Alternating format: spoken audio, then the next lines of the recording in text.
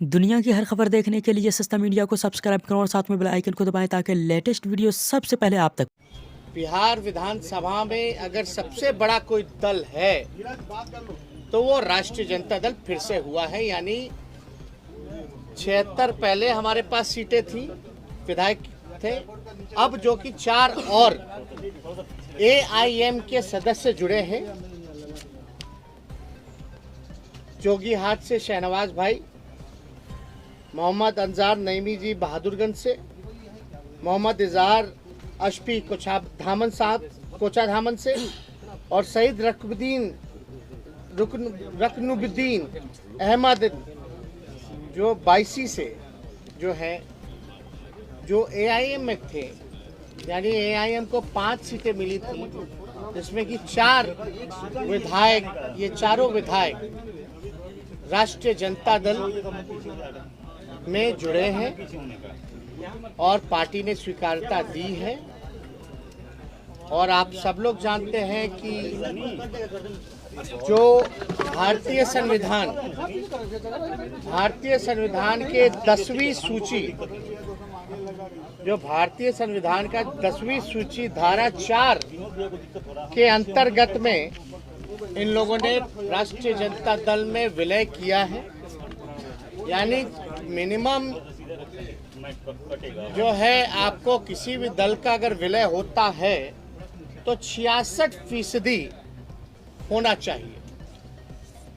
और आप सब लोग जान रहे हैं, 5 में से 4 जो MLA जो ज्वाइन किए AIM के, यानी हमारे पास 80% है, जो कि नियम कायदा भारतीय संविधान का जो अनुच्छेद जो है, सूची जो है 10वीं सूची के धारा 4 को फुलफिल करता है।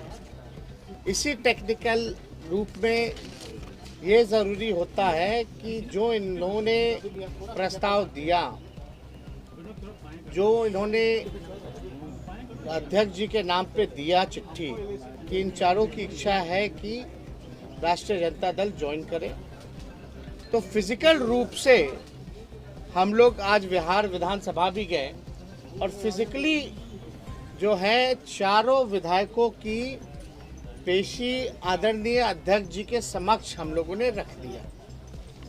हम लोग मिलकर के भी आए हैं और आप लोग सब लोग जान रहे हैं कि हम इन सभी चारों विधायकों का आभार प्रकट करना चाहते हैं। शहनवाज भाई हुए, नईमी साहब हुए, मोहम्मद इजहार अशफी साहब हुए, रकनुद्दीन अहमद साहब हुए, चारों विधायकों का हम धन्यवाद और आभार प्रकट करना चाहते हैं कि इन चारों के आने के बाद जो अभी राष्ट्रीय जनता दल के हैं, जिन्होंने अभी ज्वाइन किया है, चारों RJD के नए विधायक का ताल्लुक राष्ट्रीय जनता दल से पुराना रहा है। 2005-10 में लोगों ने चुनाव भी लड़ा है और शहनवाज भाई तो 2015 में विधायक ही थे राष्ट्रीय जनता दल के। तो इनकी वापसी जो है, घर वापसी हुई है, जिससे हमारा दल महागठबंधन मजबूत हुआ है। और देश के हालात को देखते हुए इन लोगों ने जो फैसला लिया है, ये बाकायदा लीडर फैसला है। और हम लोग सब लोग चारों जो नए राष्ट्रीय जनता दल के विधायक हैं, उनको राष्ट्रीय अध्यक्ष जी से भी हम लोगों ने मिलवाया है। उनका भी आशीर्वाद सभी लोगों से प्राप्त हुआ, सभी लोगों पर। तो बड़ी खुशी की बात है कि फिर से पुनः इन लोग देश के हालात को देखते हुए इतना निडर फैसला लेते हुए पुराने घर में वापसी इन्होंने की है। इसलिए हम लोग दिल से इसका स्वागत करते हैं। तो क्या कर रहे? नहीं, हम चाहेंगे कि चारों जो विधायक हैं वो भी अपनी बात जो है आप लोगों के साथ सामने रखें। उसके बाद जो सवाल का जवाब होगा, हम सवाल का जवाब देंगे। अपना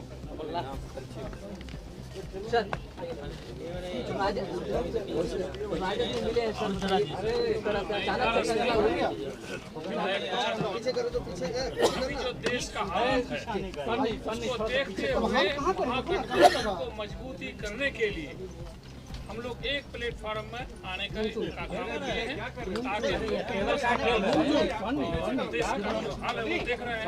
इसी की वजह से प्लानिंग पहले से चल रही थी। ये अभी सवाल बाद में, पहले अपना बात रखें। मैं मोहम्मद अब्बास पावन बहादुरगंज से बिहार। अभी जो मौजूदा हालात में जो देश का परिस्थिति है, जिसको देखकर लोकतांत्रिक ताकत को मजबूत करने के लिए हम लोग तेजस्वी जी के नेतृत्व में हम लोग राजद को ज्वाइन किए हैं और इसमें बहुत अच्छा रोल रहा हमारे संजय जी का भी, जो हम लोग इस पार्टी में आए और ये बहुत ये अहम फैसला था जो प्रदेश के लिए भी ये साबित होगा। वक्त आने पर पता चलेगा कि हम लोगों का जो मंशा था महागठबंधन को मजबूत करना, प्रदेश को मजबूत करना और देश के हालात को देखते हुए हम लोगों ने ये कदम उठाया। शाहनवाज जी हैं, आप लोग जान ही रहे हैं, हम लोगों के पार्टी के कद्दावर नेता रहे और सीमांचल के जो गांधी कहलाते थे स्वर्गीय तस्लीमुद्दीन साहब, उनके ये शहजादे हैं और छोटे पुत्र हैं, तो हम चाहेंगे कि अपनी बात रखें। देखिए, चारों लोगों को MIM ने मौका दिया, हम इसके लिए उनका शुक्रगुजार करते हैं। दूसरी बात, आप देखे होंगे जो मौजूदा चुनाव अभी कुछ वर्ष पहले हुआ, आप बंगाल का चुनाव देख लीजिए, आप उत्तर प्रदेश का चुनाव देख लीजिए, उत्तर प्रदेश का चुनाव देख लीजिए, तमाम सेकुलर ताकतें, हमारी पार्टी भी लड़ी थी जिस पार्टी में मैं पूर्व में था, सब लोग अल्पसंख्यक हो या सेकुलर लोग हो, तमाम लोगों ने सेकुलर फोर्सेस को मजबूत करने की कोशिश की।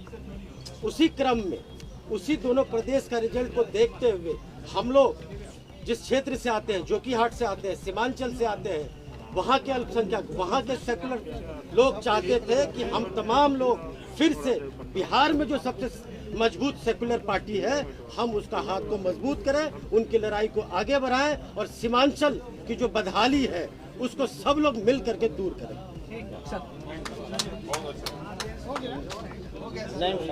अपना बोल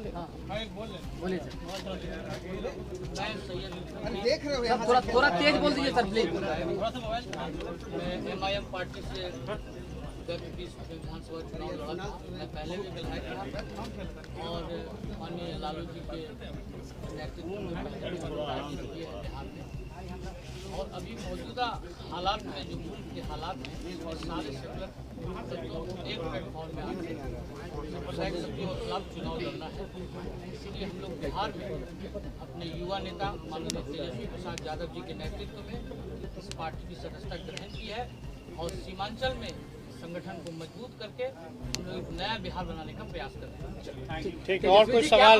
पहले से चल रही थी तमाम विधायकों को अपने पार्टी में मिलाने के लिए। उदयपुर में जो घटना हुई, अभी इस मामले पे आप लोगों ने पहले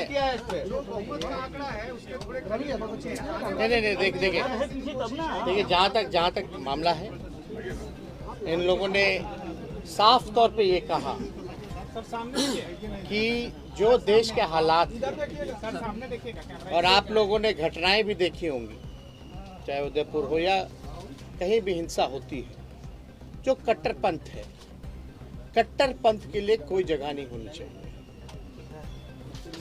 और हमारा साफ मानना है कि जितने सेकुलर फोर्सेस हैं या आने वाला जो पार्लियामेंट का चुनाव होने वाला है, उसमें भी हम लोग चाहते हैं कि जितने सेकुलर फोर्सेस हैं वो मजबूत हों, एकजुट हों।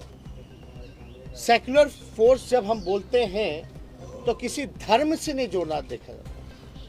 हर धर्म में कुछ सेकुलर विचारधारा के होते हैं, कुछ कट्टरपंथ होते हैं, लेकिन हम सेकुलर फोर्सेस की बात कर रहे हैं कि सब लोगों को एकजुट होने की आवश्यकता है।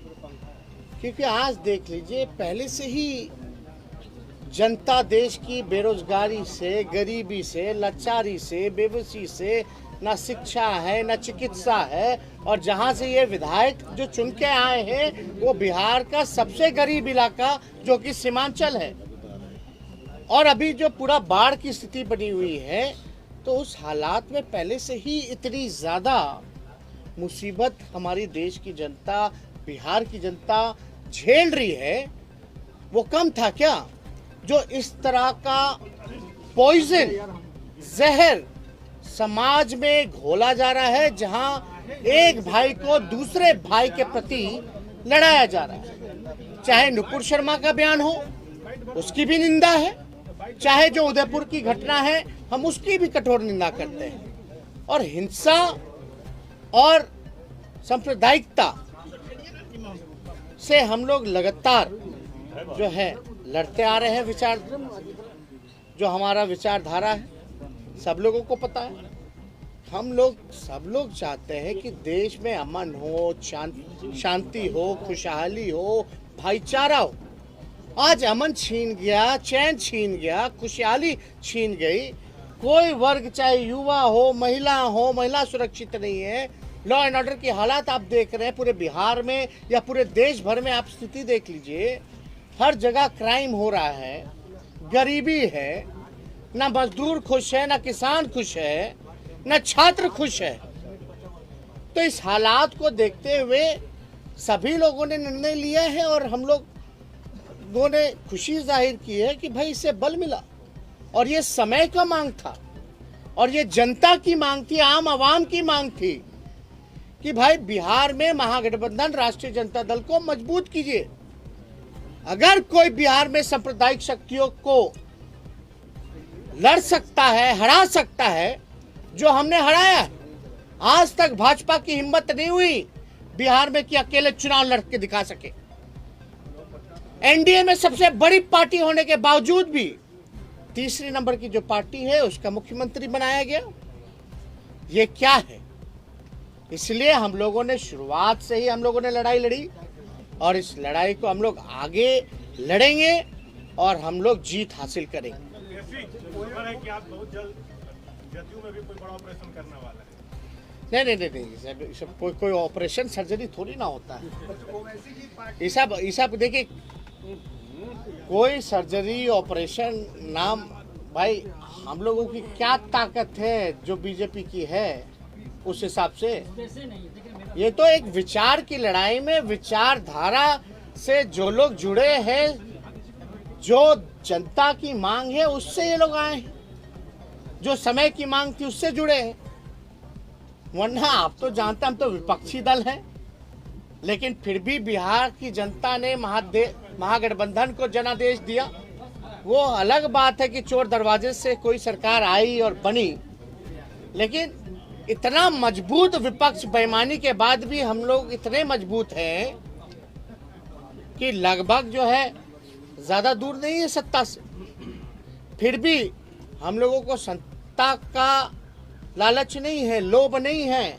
औरों को होता है और है भी, वो दिखता भी है, छलकता भी है, लेकिन हम लोगों को इतना रसाकसी में भाजपा जदयू आपस में लड़ रहा है, फिर भी बेइज्जत कर रहे हैं एक दूसरे को, फिर भी बने हुए साथ। ये दिखाता है कि कितना सत्ता का लालच है, लोभ है। लेकिन हमारी लड़ाई चलती रहेगी। एक विचार की लड़ाई है और पूरे देश में दो विचारधारा है और दो विचारधारा के बीच लड़ाई है।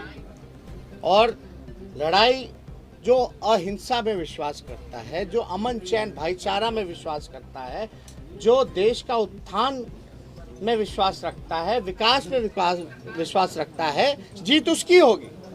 जो नफरत की राजनीति करते हैं, झूठ बोलने का फैक्ट्री जिन लोगों ने खोल रखा है, जो मैन्युफैक्चरर हैं, होलसेलर हैं, डिस्ट्रीब्यूटर हैं, उनको जनता सबक सिखाएगी। बीजेपी को भी बड़ा झटका लगा है, कहीं ना कहीं बड़ी पार्टी थी।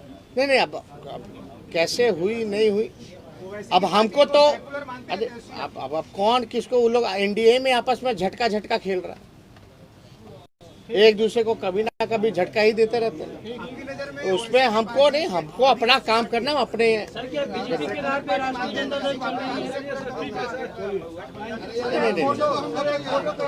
दुनिया की हर खबर देखने के लिए सस्ता मीडिया को सब्सक्राइब करें और साथ में बेल आइकन को दबाएं ताकि लेटेस्ट वीडियो सबसे पहले आप तक